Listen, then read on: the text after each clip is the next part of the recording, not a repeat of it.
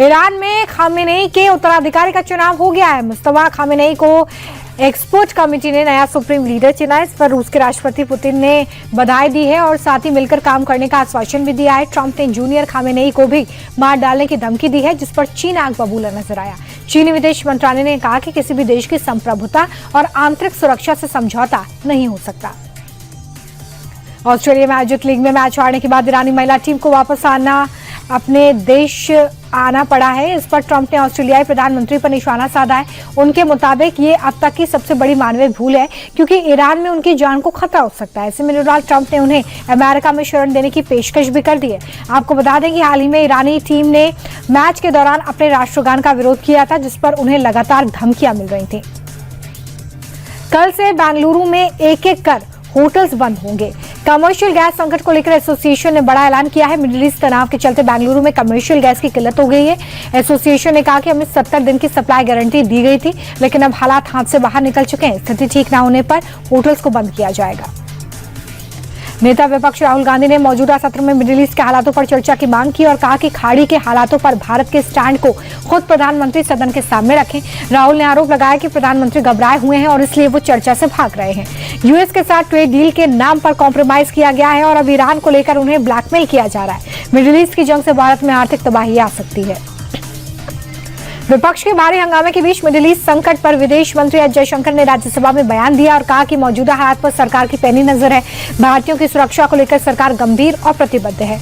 खाड़ी देशों में मौजूद भारतीयों के संपर्क में हमने समय रहते नागरिकों को आगाह किया था।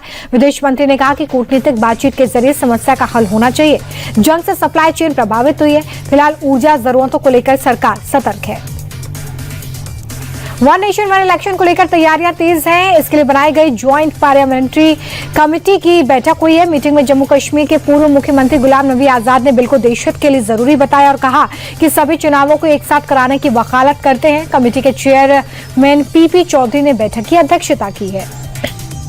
शराब घोटाला मामले में केजरीवाल एंड कंपनी को निचली अदालत से राहत मिल चुकी है। इसके खिलाफ सीबीआई के साथ अब ईडी ने भी हाईकोर्ट का दरवाजा खटखटाया है।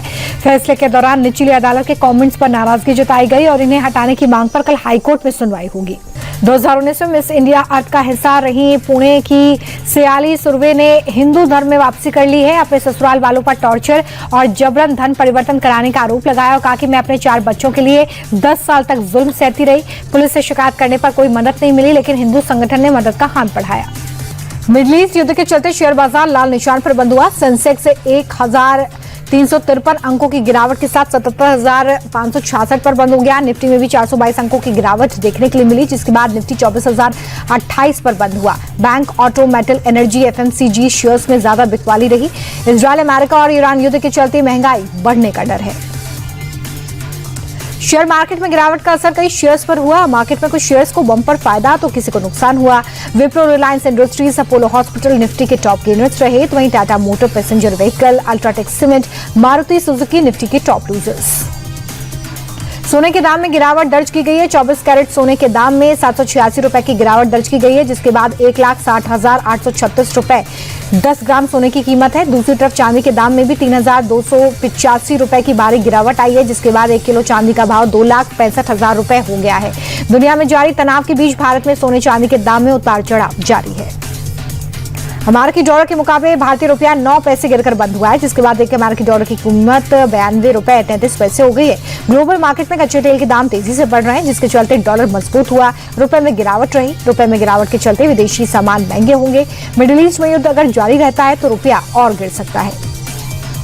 पीएम मोदी ने वीडियो कॉन्फ्रेंसिंग के जरिए पोस्ट बजट वेबिनार को संबोधित किया और कहा कि भारत अब तेजी से एक इनोवेशन ड्रिवन इकोनॉमी की ओर बढ़ रहा है। हमारे एजुकेशन सिस्टम को रियल वर्ल्ड इकोनॉमी की जरूरत के साथ मजबूती से जोड़ने की जरूरत है।